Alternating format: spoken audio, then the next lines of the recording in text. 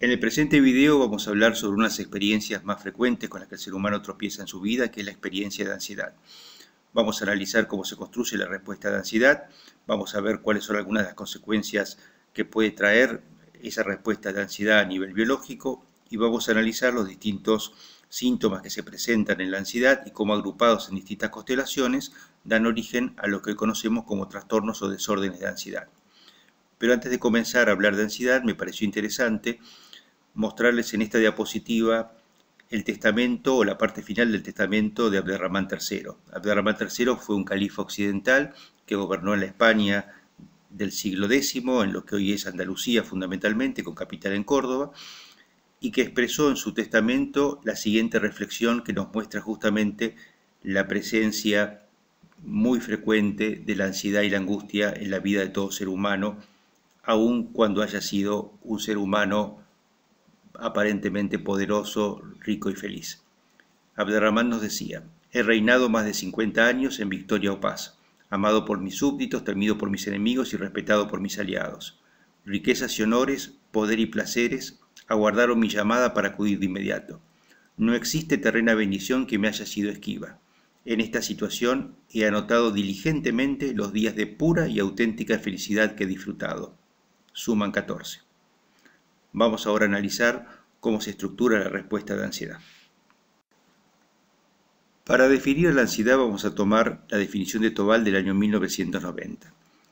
Tobal expresó: es una respuesta emocional o patrón de respuestas, porque vamos a ver que implica un triple sistema de respuestas, que engloba aspectos cognitivos, displacenteros de tensión y aprensión, aspectos fisiológicos caracterizados por un alto grado de activación del sistema nervioso autónomo, es decir, de aquella parte de nuestro sistema nervioso que no depende de la voluntad, y aspectos motores que suelen implicar comportamientos pocos ajustados y escasamente adaptativos.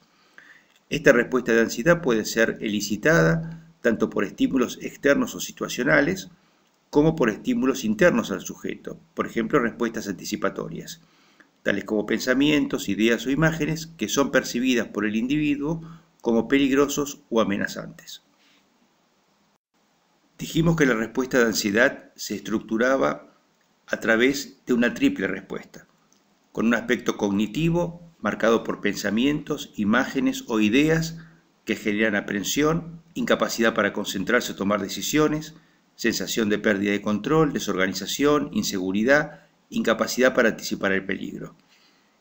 Hay también una respuesta fisiológica marcada por síntomas cardiovasculares, por ejemplo, aumento de la frecuencia cardíaca y de la tensión arterial, genitourinarios, neuromusculares, vegetativos, respiratorios, aumento de la frecuencia respiratoria, gastrointestinales, muchas veces aumento del tránsito intestinal, y respuestas motoras caracterizadas por una hiperactividad, muchas veces sin sentido, o por una paralización, por movimientos repetitivos, torpes, desorganizados, tartamudeos y otras dificultades para la expresión verbal, así como conductas de evitación de aquello que puede generar una respuesta de ansiedad o que es percibido como peligroso.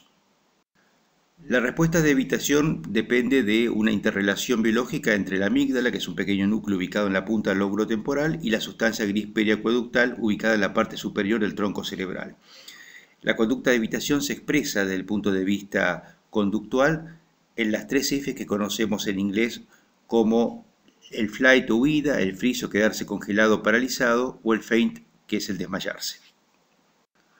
Hay también una salida o output endocrino manifestado por la relación entre la amígdala y el hipotálamo, que se expresa fundamentalmente por un aumento del cortisol que puede llevarnos a la aparición de accidentes cerebrovasculares, enfermedad coronaria o bien diabetes de tipo 2.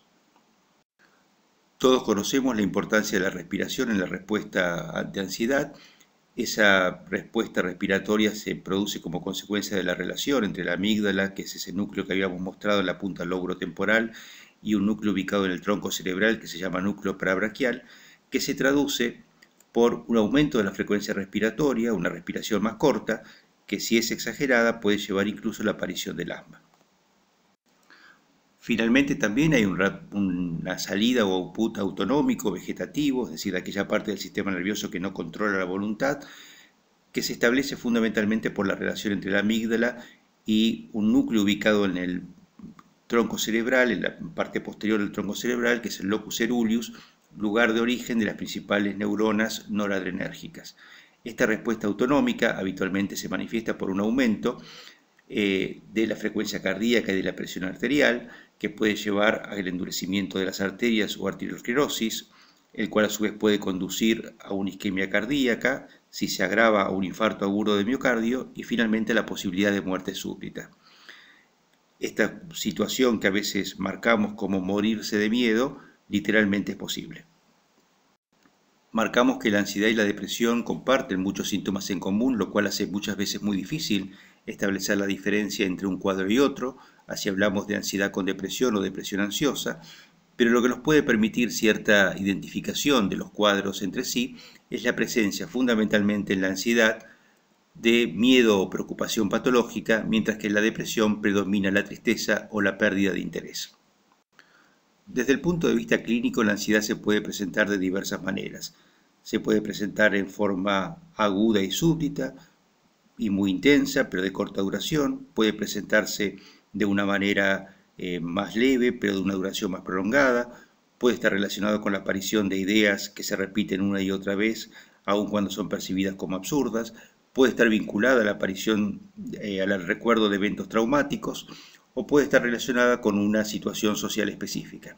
Esto nos da un poco las diferentes definiciones de los trastornos de ansiedad. Todos los cuadros de ansiedad comparten un conjunto de manifestaciones somáticas y manifestaciones psíquicas que agrupadas constituyen lo que podemos llamar el puzzle o el rompecabezas de los desórdenes de ansiedad. Después, cuando agrupemos cada uno de estos síntomas, vamos a obtener los distintos trastornos. ¿Cuáles son los componentes o las fichas que forman este rompecabezas? Trastornos del sueño, de la concentración, sensación de fatiga, alerta exagerada, ansiedad por supuesto, irritabilidad, la posibilidad de que haya ataques de pánico, aumento de la tensión muscular, evitación fóbica, preocupación excesiva y compulsiones. El desorden de estrés postraumático es un desorden donde se manifiesta la aparición de síntomas de ansiedad en función de la reexperimentación de un recuerdo traumático.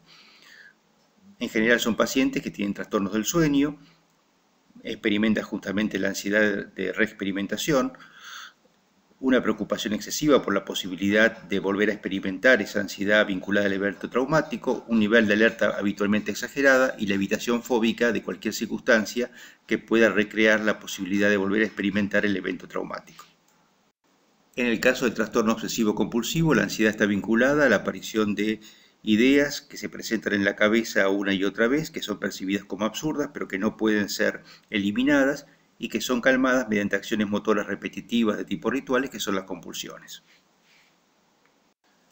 La respuesta intensa de ansiedad, de aparición brusca y muchas veces sin causa aparente, es lo que constituye el ataque de pánico, que cuando se organiza en varias presentaciones constituye el trastorno de desorden de pánico. En general, el paciente manifiesta a nivel de la entrevista una ansiedad exagerada, la aparición de los ataques de pánico caracterizados por un aumento brusco de la ansiedad, con sensación de muerte inminente, de despersonalización, dolor de cabeza, mareos, tensión muscular, dolor precordial, aumento de la frecuencia cardíaca, palpitaciones, etc. La posibilidad de evitación fóbica cada vez que se presente o se puede relacionar el ataque de pánico con un evento determinado, y la presencia en el paciente de una preocupación exagerada por la posibilidad de volver a padecer un ataque de pánico. El desorden por ansiedad social o trastorno de ansiedad social es un evento de ansiedad generado por la exposición a una situación social que el paciente percibe como amenazante, por ejemplo, una exposición pública. En general, el paciente presenta síntomas vinculados con la posibilidad de experimentar ansiedad por esa performance social. Además, hay conductas de evitación del evento que produzca ansiedad. Hay una preocupación por exponerse a ese evento y la posibilidad eventualmente de que se complique con ataques de pánico. Finalmente, un desorden muy común es el desorden de ansiedad generalizada. En este caso no hay un evento brusco de ansiedad, sino que hay una ansiedad de tono más leve, pero sostenida a lo largo del tiempo. El paciente expresa preocupación por temas que van cambiando continuamente. Hay alteraciones del sueño, de la concentración, fatiga, un nivel de alerta exagerado, tensión muscular aumentada, ansiedad. Hay una preocupación generalizada y permanente y generalmente hay un nivel de irritabilidad aumentado vinculado a los trastornos del sueño y a la sensación de fatiga. De esta manera hemos visto ya cómo se presentan los distintos trastornos de ansiedad.